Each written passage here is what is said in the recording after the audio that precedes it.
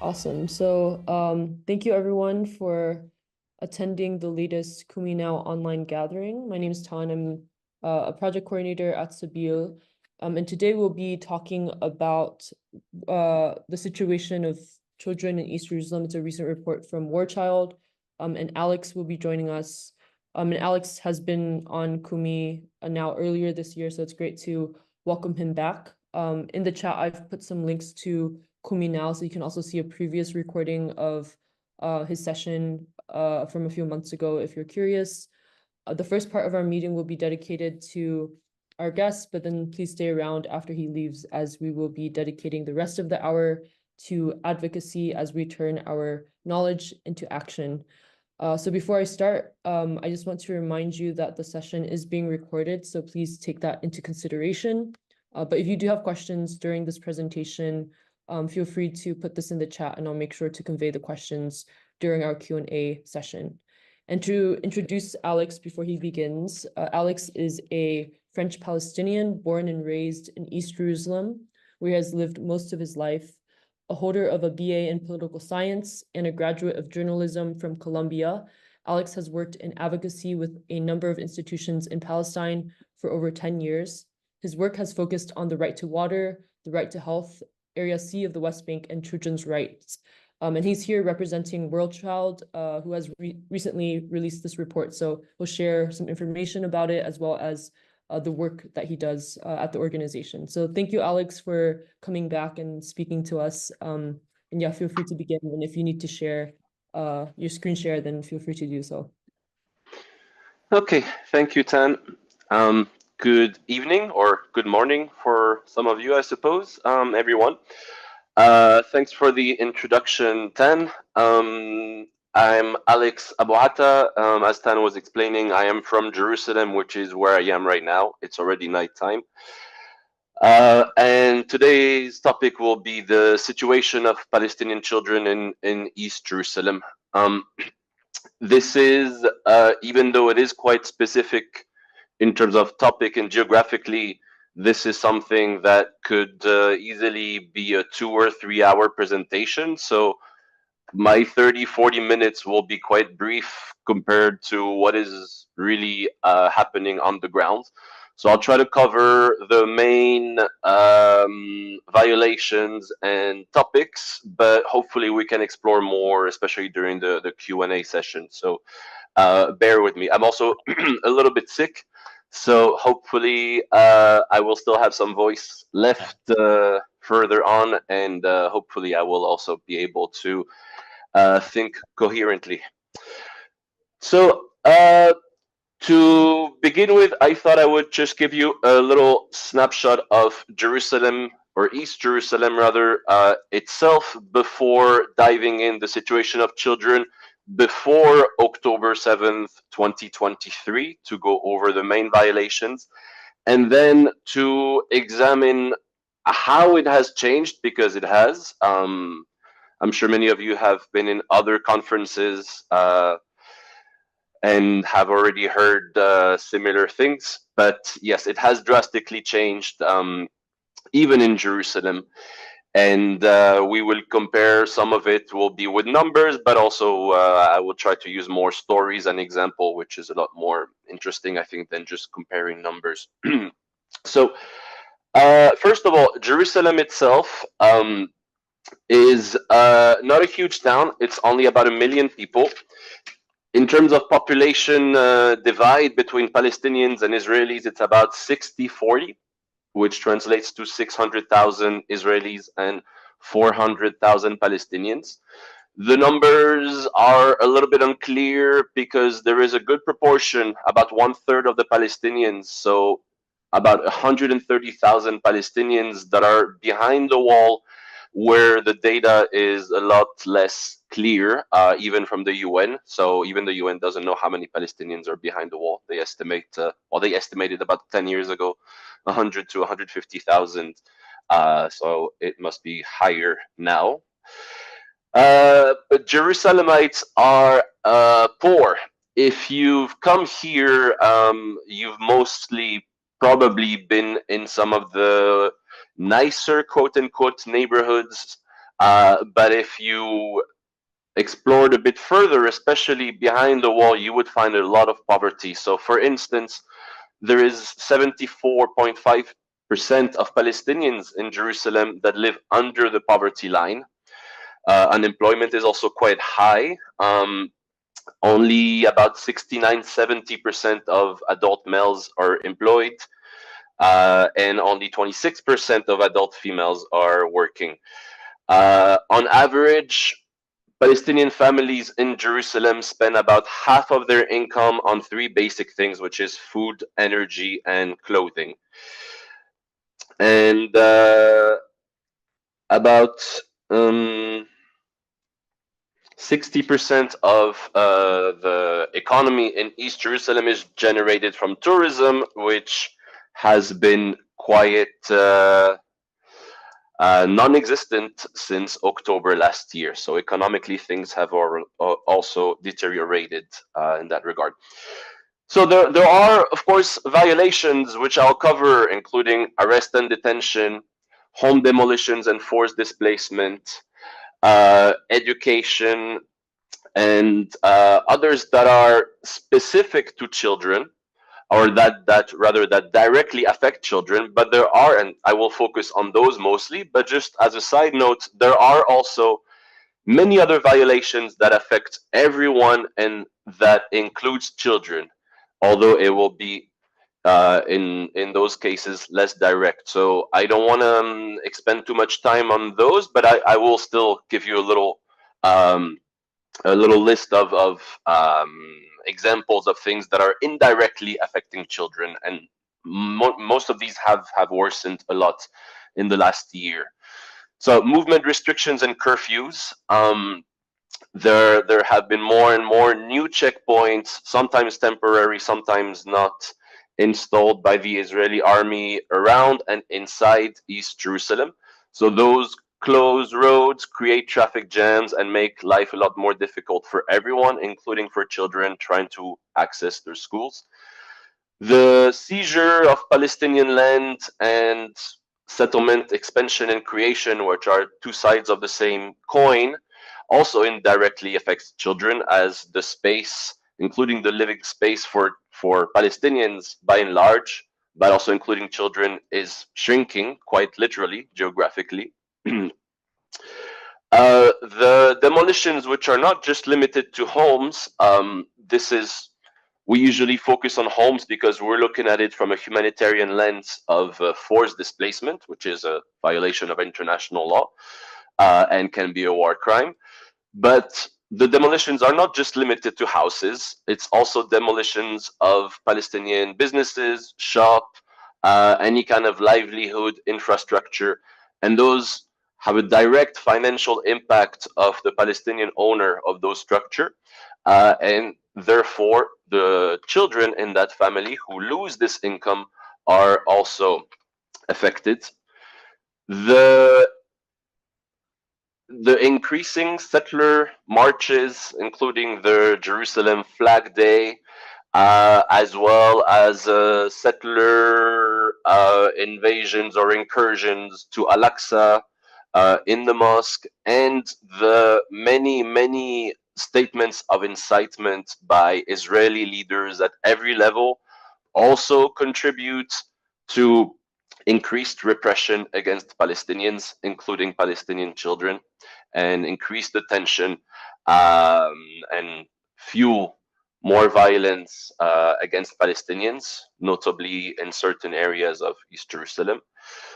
And finally, the also increasing Israeli efforts to shut down or harm any Palestinian organizations such as CBOs or CSOs, civil society organizations, whose job and mandate very often is to protect children, to monitor the violations and attacks against Palestinians and against children, have also been increasingly targeted by the Israeli authorities with demolition orders, with stop working orders, with closures, so that it is getting increasingly harder to get a good to get good and reliable information on all of the Israeli violations targeting Palestinians in Jerusalem.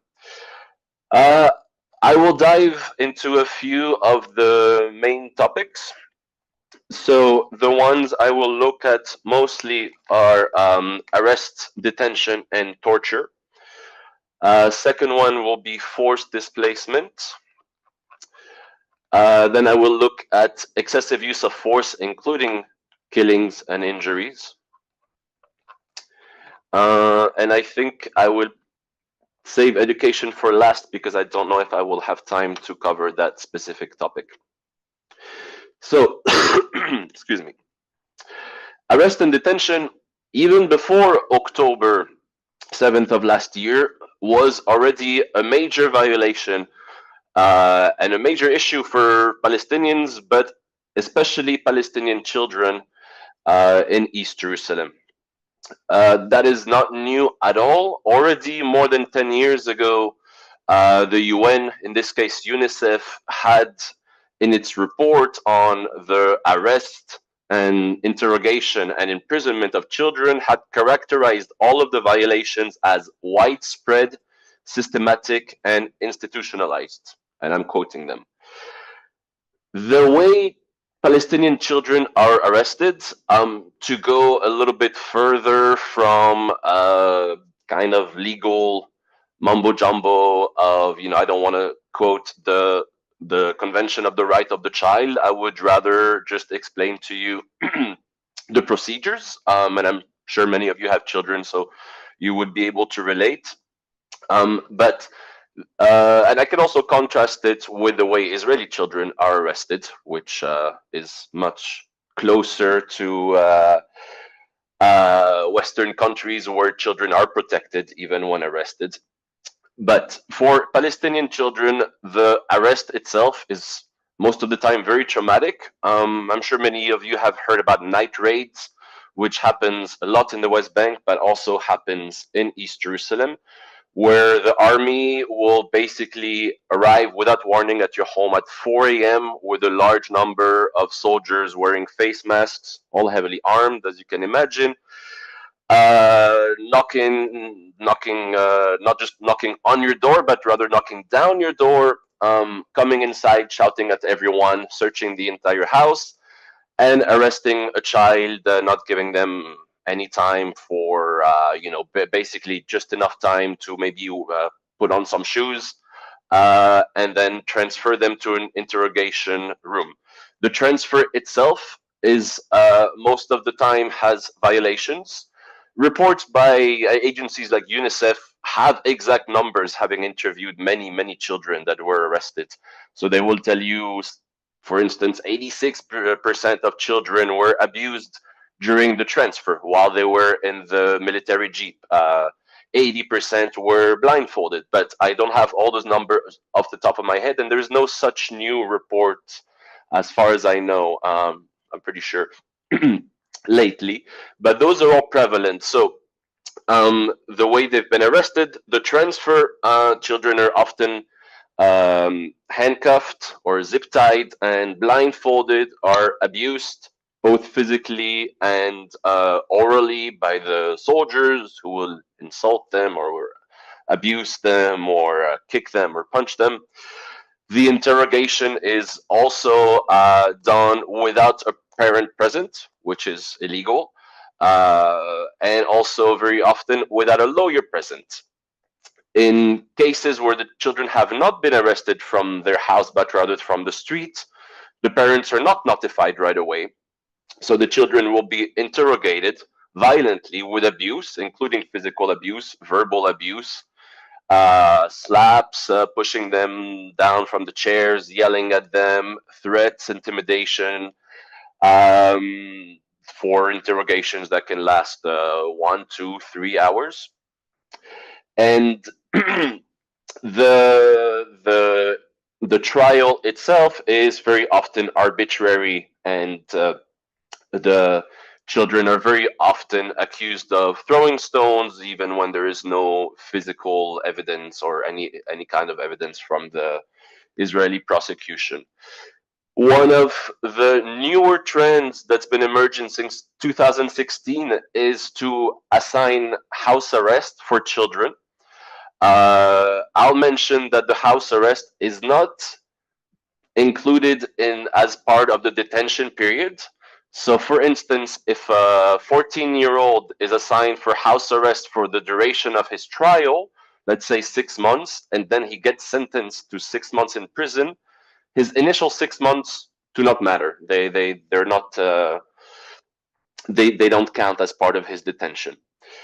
This has been increasingly used, and it is particularly problematic in the sense also that for the family, this affects everyone. All of a sudden, the parents, the mother, the father become the jailer, basically, because your child might be too young to realize the situation he is in legally. Parents very often have to pay fines if the children break their house arrest and they're monitored with an anchor monitor. Those fines will be confiscated, basically, will be taken by the Israeli authorities. And those fines can be very heavy, from 10,000 to 30,000 Israeli shekels.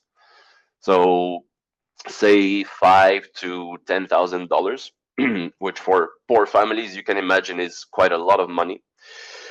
And the Israeli law itself also has evolved over the year to become harsher and harsher when it comes to the penalties and the incarceration of children. So, for instance, I think in 2016 or 18, a law was passed to increase the penalty for stone throwing for children above 14 to make it a maximum of 15 to 20 years in prison if you're accused of stone throwing. Uh, Currently, there is also attempts to lower the criminal age for children responsible of nationalistic acts, which is an indirect way of just targeting Palestinians. Um, to reduce the age of criminal responsibility, which is currently 14 to 12, meaning also that children as young as 12 would be could be jailed as opposed to 14, which is now the minimum. Even with the existing laws, the way the Israeli authorities apply those laws, they very often circumvent any of those already extreme and discriminatory laws. So, for instance, the age of criminal responsibility will be applied at the moment of the verdict, not at the moment of the alleged crime. So, if you're 13 and a half years old and the Israeli authorities have accused you of committing a crime, they can, and they have, and they do very often, delay the court trial until you're 14 to ensure that they will be able to throw you in jail. One very famous case was a Palestinian child who's still in prison, who suffers now from severe mental health issues, has been in extended periods held in solitary confinement. His name is Ahmad Manasra, and such procedures were applied against him. The Israeli practice of administrative detention is also applicable against children. Administrative detention is a type of detention where any Palestinian can be arrested for up to 6 months, renewable indefinitely, without any charge being clarified or leveled against you. The state, so basically the state of Israel, will just submit secret evidence to the Israeli courts. So you don't know what you're arrested for, and you don't know how long it will be, because it can, yeah, it's indefinite. Um, it's for a period up to 6 months, but it can be renewed indefinitely. So currently, I'm jumping ahead a little bit because we will look at the current situation in a second. But currently, there are 85 Palestinian children, or as of October 1st, so I don't know the exact figure nowadays, but it must be close, that are held, that are in jail, held under administrative detention. That's 4 times the amount compared to pre-October 7th, 2023. The other ways in which children are arrested often is directly from the street by any type of Israeli armed force. It could be army, it could be police, it could be border police.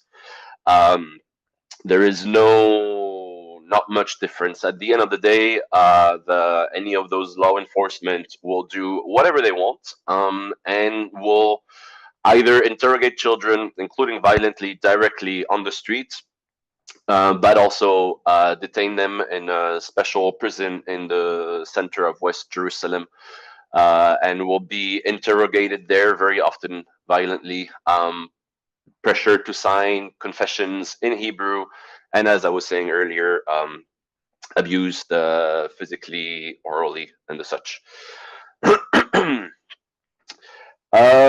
Let me switch to forced displacement.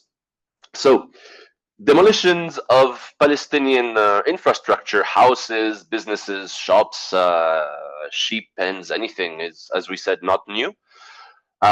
It's predominantly in the West Bank, in Area C of the West Bank, and in East Jerusalem. So in East Jerusalem, there are two main Israeli methods to forcibly displace Palestinians, which I remind you is a potential war crime. One is to accuse them of not having any Israeli issued permit, the same strategy as in Area C of the West Bank. So, for a bit of context, obtaining building permits for Palestinians is nearly impossible in Area C and in East Jerusalem, whether it's through administrative obstacles or maybe your neighborhood has not been zoned by the Israeli municipality, which of course is deliberate. But what the result is that Palestinians are forced to build without an Israeli issued permit. Those same permits are much easier to obtain for settlements and for Israelis in West Jerusalem, and are a lot less costly, especially that whole procedure for Palestinian private citizens without any state or municipal subsidies is basically unaffordable for the majority of Palestinians. So what happens? Palestinians will still build and then will receive a demolition order. Those demolition orders will end in one or two ways. Either you will be forced to demolish your own house, whether it's finished or still under construction, because the alternative is that the Israeli authorities will bring a bulldozer and the army to demolish your house, but will also send you a fine, which is quite high, which can be 30 to 60,000 shekels. That's $10,000 to $20,000. So not only did you lose your home and you are in the street and homeless, but on top of that, you now owe the Israeli authorities 10 to 20,000 for having demolished your house. You can imagine that losing your house from one day to the next has a deep psychological impact on the entire family, but especially children, as due to their youth, due to their still development. Children are very often traumatized by demolitions and displacement. There was a very good report from Save the Children from a few years ago that focused specifically on the psychological impact of those demolitions on Palestinian children, done through a lot of surveys, which showed how Palestinian children were greatly affected mentally and psychologically, would become a lot more fearful, lose confidence in their parents, start having nightmare, bedwetting, and just feel very often one recurring reply from children was that they felt very abandoned by the world whenever this happened. Of course, beyond the psychological impact, there is a huge financial impact on the entire family, which of course affects children. Uh, those people that lose their home in such a way are very often forced to stay in the homes of relatives, which adds to social tensions, family tensions, and potentially extra violence within the family just due to all of this extreme stress and trauma. um, in terms of extrajudicial killings and injuries, this is also something that has gotten a lot worse in recent years. It's not new. The last few years, especially from 2015-16, for Jerusalem specifically, have become a lot more violent, and a lot more Palestinians have been killed and injured, with relaxed rules of engagement for the Israeli armed forces, both in the West Bank and in East Jerusalem. Up to a decade ago, rubber coated bullets were used a lot more than another type of bullet, which is actually quite lethal. And right now, and since a few years, very often it's live bullets that are used. And many organizations, including the UN, have written at length about Israel's rules of engagement being basically to spare you the legal mumbo jumbo, where I would talk about excessive and disproportionate use of force. But let's just say that soldiers and policemen are trigger happy when it comes to anything that they see suspicious. So whenever there are raids, for instance, Israeli raids, so the army raiding a neighborhood, which happens a lot in the West Bank in the last year, but even from before.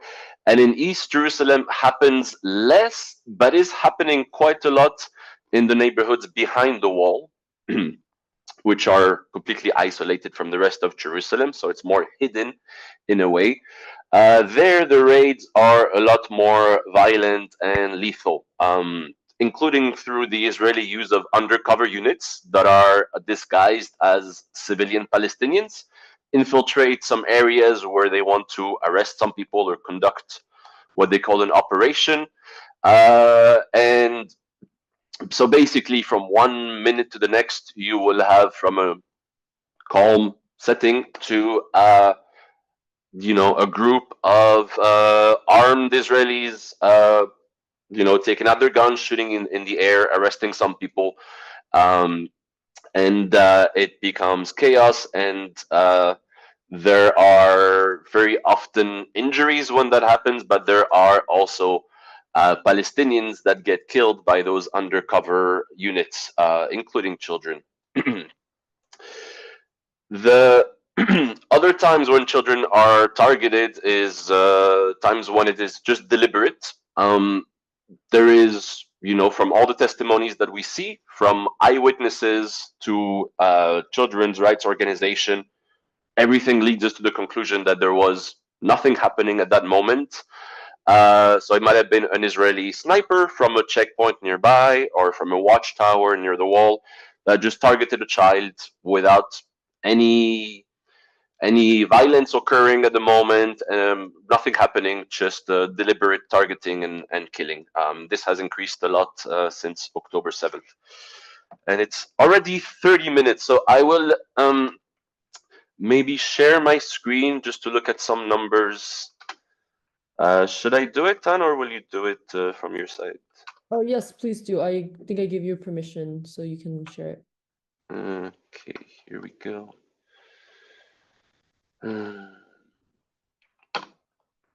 Here.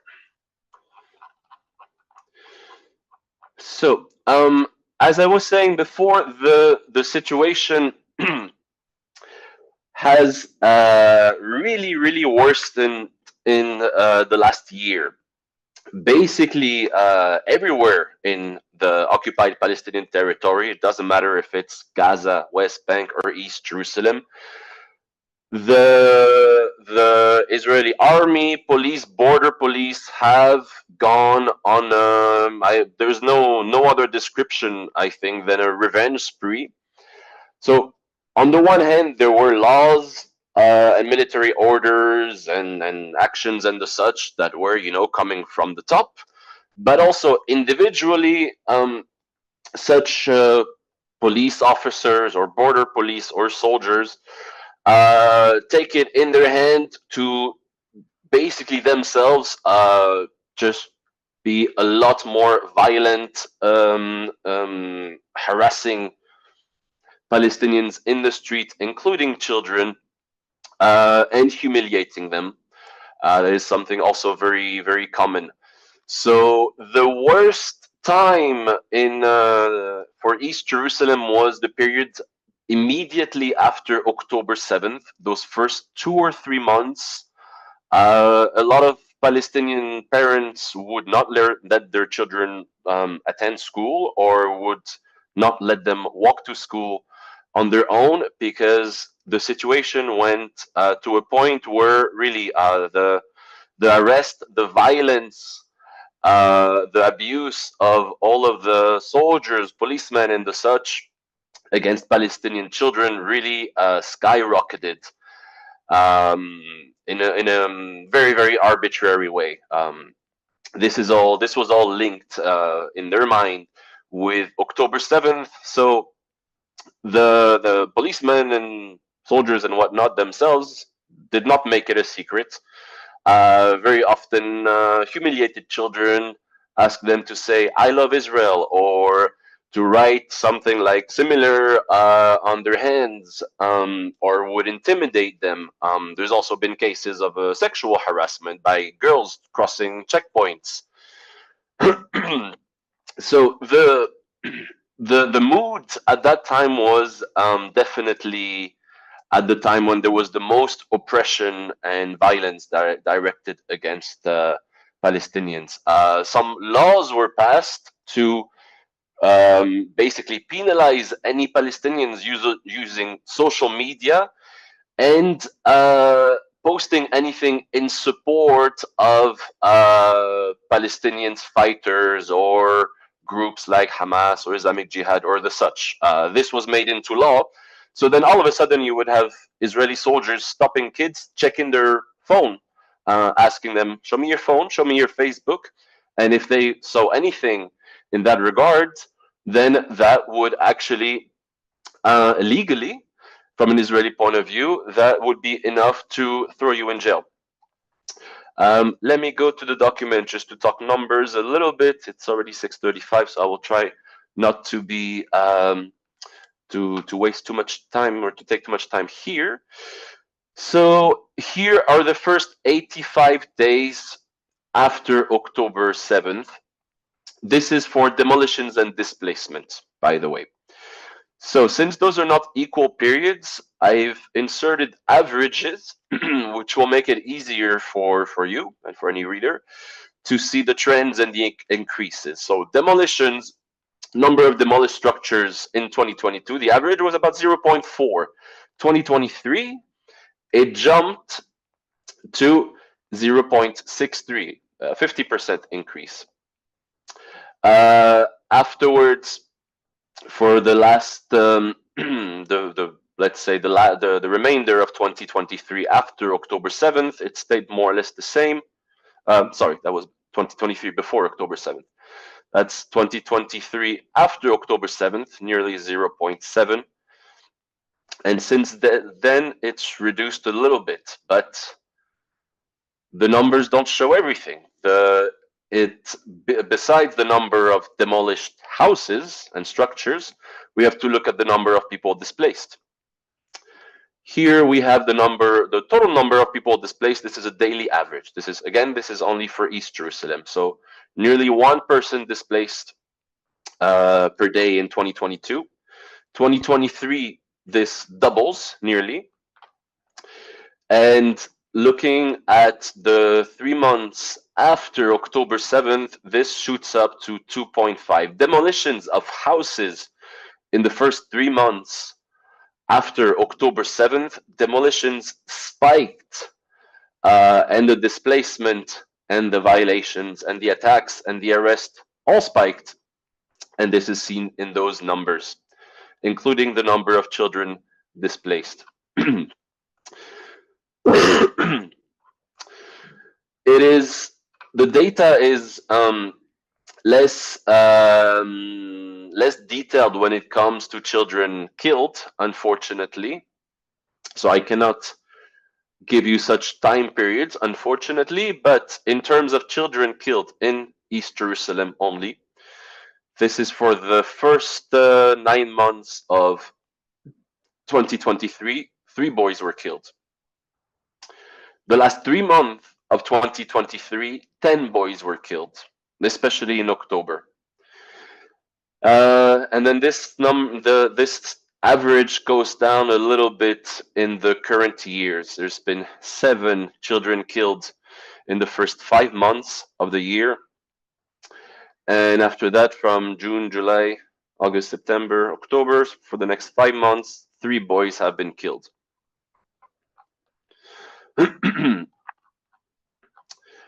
I will stop here with the numbers, and it's 6:35, so I think I will maybe take a little break because I'm losing my voice, and perhaps open the floor for questions.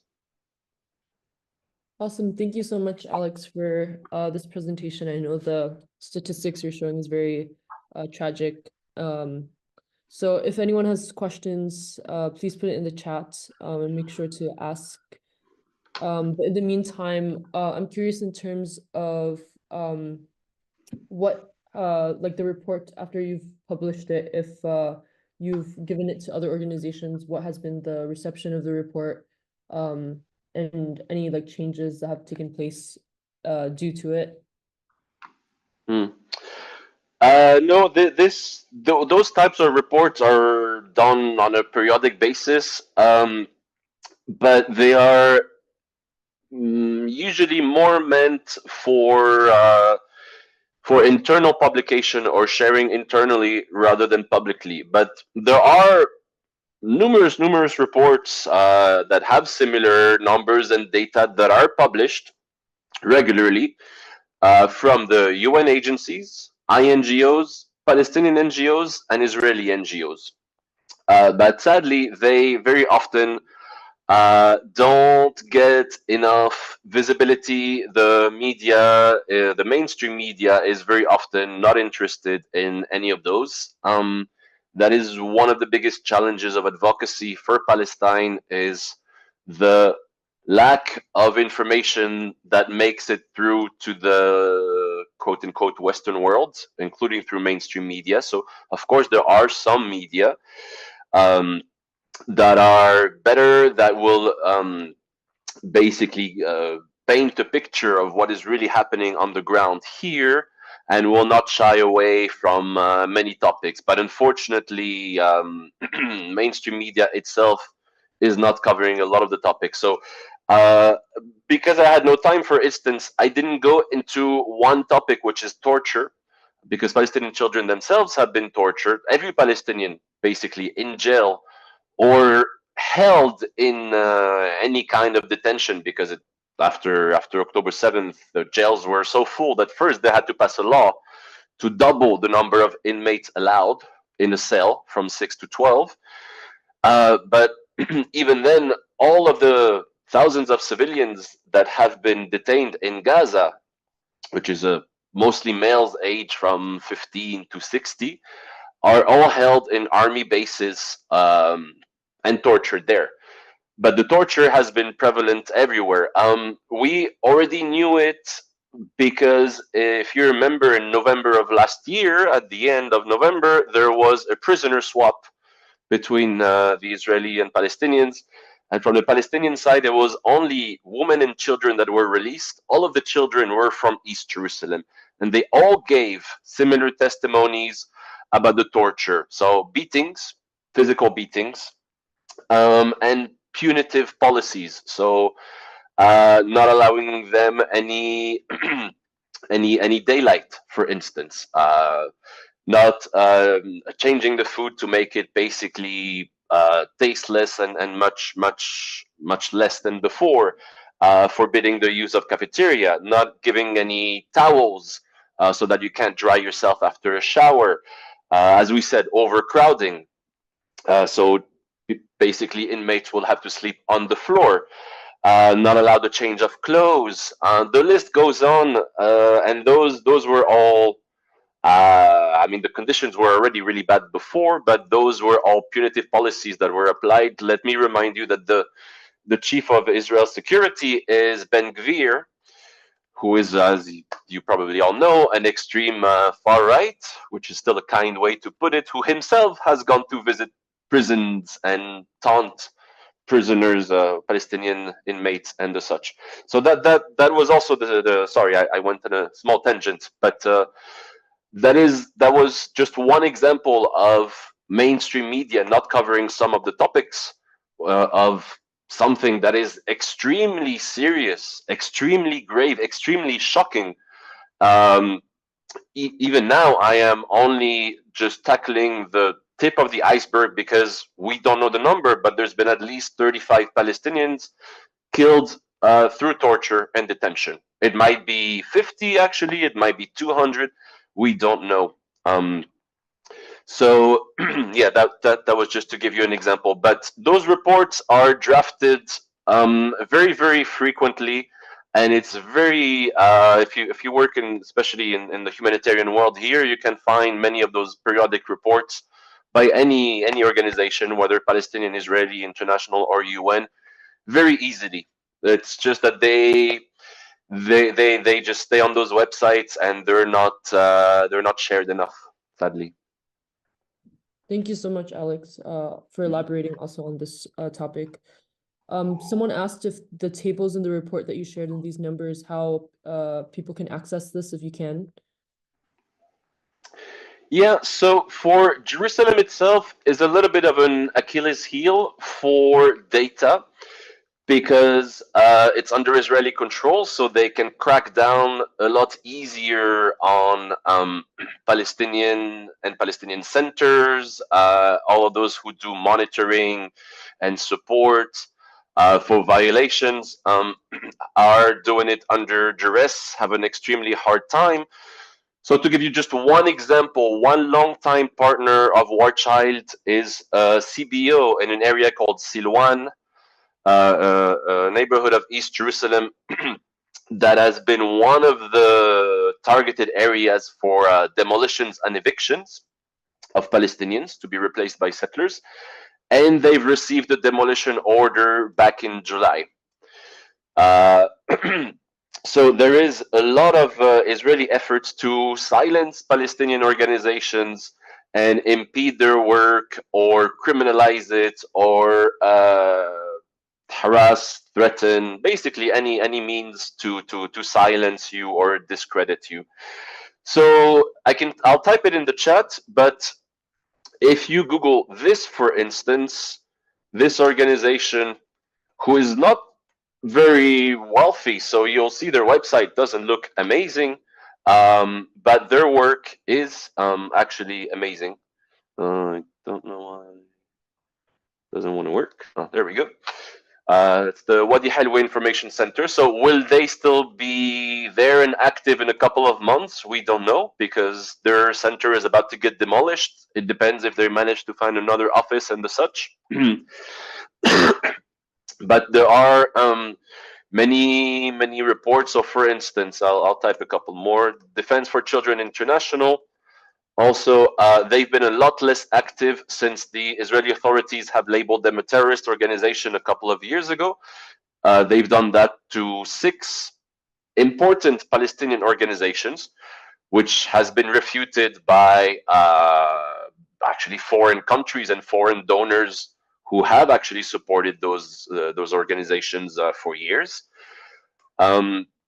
So sadly, for instance, Defense for Children International used to provide funding for legal support of children arrested and detained in East Jerusalem, but they've stopped doing that in the last few years because they physically can't now that they're banned and MICA is a good one. That's the Middle East Children's Alliance. They're based in the US, so they're quite small here, but they do good work. The PCRF, the Palestinian Children's Relief Fund, is also a good organization, but they do not do a lot of information and data. They're more operational and and helping on the ground. Um, Here, let me think who else you've got. There are several. If you'd like, maybe what I can do to not waste too much time here and allow more questions is to send to Tan some organizations with links, and then you can forward them in any newsletter or the such. Yeah, that would be great. And I think someone asked related questions about Mm. organizations that are active in terms of helping children. So either using these reports to further their direct advocacy. So if there's any organizations like that that people can look into and support. Yeah, so the largest children's rights organization here is Save the Children. Uh, but they're not the most vocal in terms of advocacy. Sadly, we face INGOs also face a lot of restrictions imposed by the Israeli authorities that affects our work, including advocacy. So we are in a way limited in what we say and how we say it, which shouldn't happen, but this is the reality here on the ground, where literally you can have the Israeli whatever Ministry of Interior that will call you and threaten your organization, or it doesn't, even if you're the UN. That is also happening a lot more to UN agencies such as OHCHR, for example, the Office for the High Commissioner of Human Rights, where they've gotten a lot more threats and basically impediments to their work, so not giving them any visas because Israel controls all the borders. So even if you are just in the West Bank, you still need an Israeli visa to come here. So yeah, those also have been targeted quite often. But there are few INGOs that are focusing directly on children. So it's mainly Save the Children, uh, War Child, of course, and UNICEF from the UN. But there are many Palestinian organizations that work in children's rights, but they tend to be more operational than advocacy oriented. There is a raised hand. Yeah, Randy. I just wanted to point out that we are joined today by Sam Bahur, who has been actively posting some links to organizations that you can get further information or choose to support. And I also wanted to point out that I put a link in to the now available study by Dr. Nadira Shalhoub Kevorkian on the unchilding of children in Jerusalem. Her book is now available in paperback, and that's also in the chat. So thank you. Thanks for sharing. Thanks, Randy. Yeah, there are a lot of reports and lots of information if you know where to look. Relief Web is a good website that aggregates lots of report by country. So one maybe shortcut to find such reports is to go on reliefweb.int. I'll type it here. Filter it to Palestine, and they very often publish any new report that's been issued or published by international organizations and the UN. I don't think they publish much in terms of Palestinian organizations, unfortunately. Sorry, I wrote the wrong word. Type again.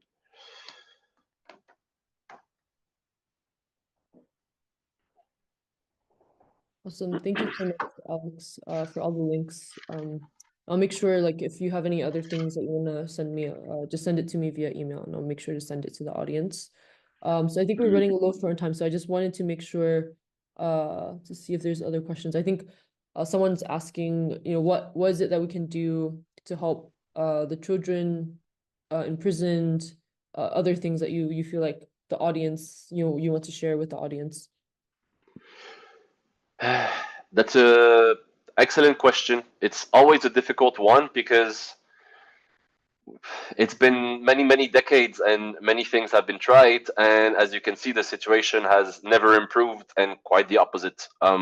It's at its most visible now, but the situation of human rights and for Palestinians by and large has just worsened and worsened and worsened over the last few years.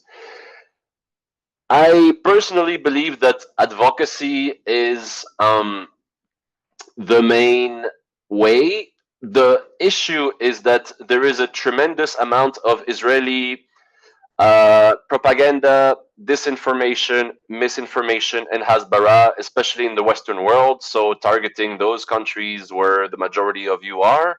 So, the US, Western Europe, France, UK, Germany, and the such. And unfortunately, those governments or media tend to adopt the Israeli narrative, even when the narrative is riddled with propaganda, with lies. If you remember the 40 beheaded babies and the such, that makes the our work uh, extremely difficult because yeah, a lot of people that are not knowledgeable about Palestine, about Israel, will just quote you a lot of those talking points that they've maybe heard dozens of times because of the media and the such. And those points will be, yeah, propaganda or disinformation or the such. So um, we're left with the burden of evidence. So we have to, from a Palestinian perspective, always prove everything because everything is always questioned. Um, and of course, the opposite isn't true. Um, but for for advocacy, I would say, in a nutshell, show in an irrefutable way. So videos is probably the best for now until we get deep fakes. But video evidence is probably the best to show what is happening. So I would say if you want to help Palestinian children in jail, you cannot help them physically. You cannot sign a petition that you will submit to any Israeli authority or anything like that. Israel, whether it's the municipality, the government, the army, do not give, pardon my French, a crap about the Western, any kind of Western intervention or criticism or the such, and they will hit you back with their own disinformation and so on and so forth. Basically, so what you want to do, in my opinion, again, is to really show what is happening. So that would mean for you, familiarize yourself with some of the topics. Again, we said there's many reports, there's many books, and then try to spread the word.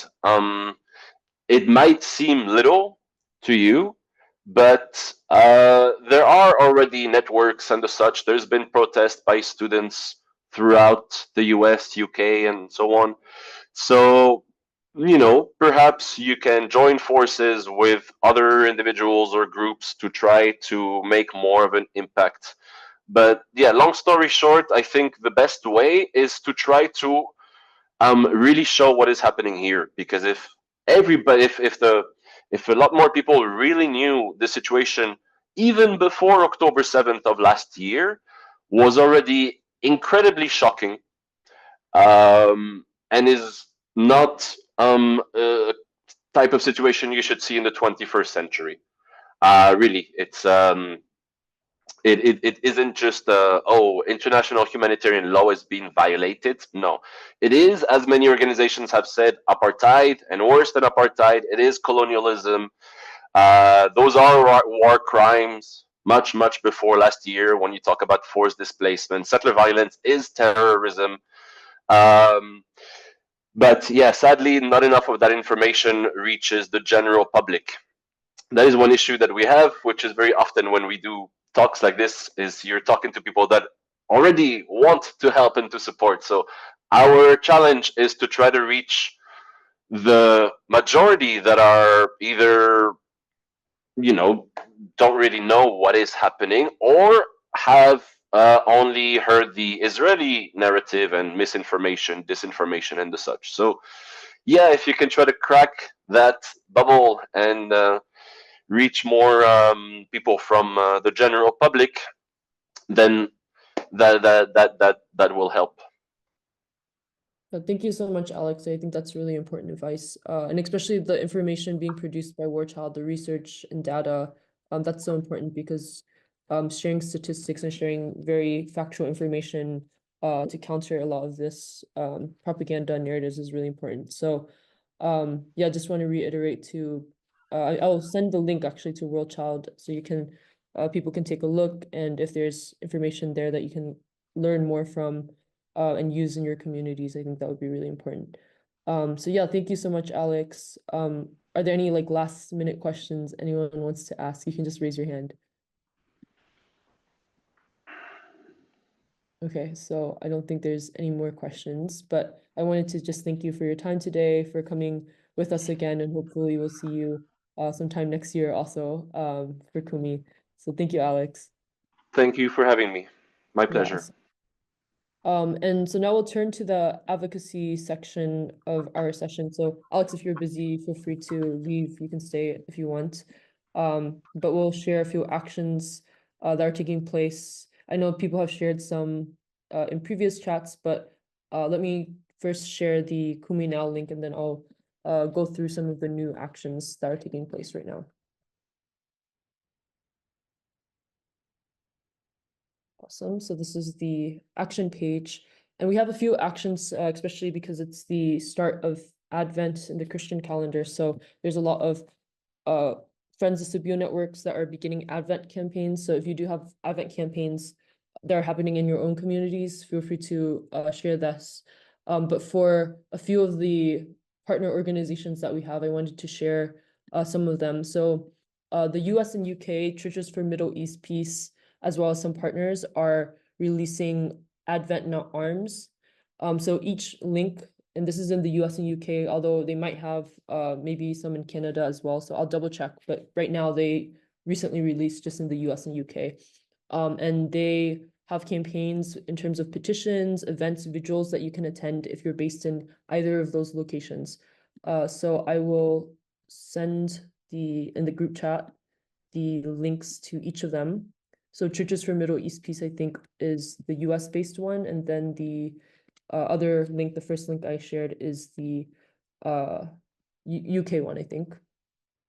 North America, we also have a new campaign that just launched. And it's basically pairing a Christian Palestinian prisoner detainee with a congregation. So I'll send you the description for this. This is a pilot campaign by Mary Siegel. And if you have a congregation, like a church congregation, you can find a way to basically connect that congregation with a Christian Palestinian detainee and their family members, and basically with the goal of building relationships that can be sustained, supporting them, making sure they don't feel alone in the current struggle that they're facing. So I'll send you the link for this if you're curious. They said that they are open to congregations outside the US, although I think the first 12 congregations will be from the US. So I'll keep you updated on this once they decide to expand the work. But for now, this is a really good campaign if you're a leader of a congregation or you have connections to a congregation that would be interested in learning more about this. So be sure to share this with your churches and such. We also have a few ongoing campaigns that have already been on the website for a few weeks, so I won't mention those again, but those are the two main new ones that I wanted to mention. Someone asked if the recordings, where we can find these recordings. So for Kumi, I'll put the link for it. We have a YouTube that you can use to look at the old recordings. And then for the Thursday service, if you're signed on to the newsletter, you'll be able to access the old Thursday services, but they're technically private links, so you don't see this publicly. So if you don't have access to the newsletter, just let me know and I'll try to add you from this. So thank you. And feel free to raise your hand and I'll call on you if you have any actions that you really want to share.